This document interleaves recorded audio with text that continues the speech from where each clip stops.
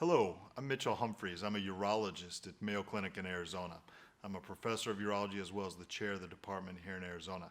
Today we're going to talk a little bit about PSA and PSA screening. We're going to talk about what PSA is, the role, and some other tests that may be available to you. So when we talk about PSA, there's a lot of controversy associated with it. Some people are wondering, do I need to get a PSA? Do I still need to do a digital rectal exam as part of the physical exam?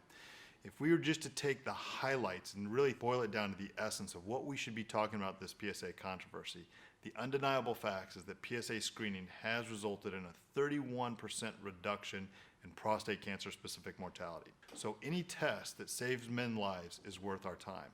And we got to remember that prostate cancer is the most common non-cutaneous cause of death in these men. So any test that helps us identify those men at risk is beneficial. However, PSA does have its limitations. It has a low specificity, and so we really need to think about what can we do. PSA also doesn't help us distinguish between deadly disease, lethal disease, and indolent disease.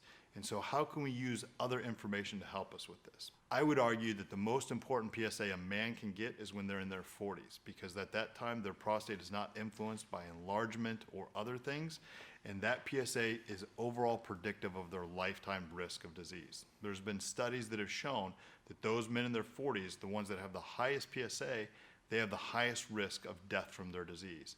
It doesn't mean that they have to be acted on in their 40s, but it may give us information about how often we should be screening them. And so I think we have to be smart going forward about individualizing our treatments and individualizing our screening to the specific risk factors of each individual man. So some other tests that are available to us now are other biomarkers like PSA that use PSA that take advantage of the biology of the disease and how it is in the bloodstream. Those are tests like the Prostate Health Index as well as the 4K test. Some of those tests will help us distinguish between indolent disease as well as benign disease. Some will only tell us what is the risk of prostate cancer. At the end of the day, it's a very important conversation to have with your male patients so that they can synthesize this information and make the right decisions for them and their health care.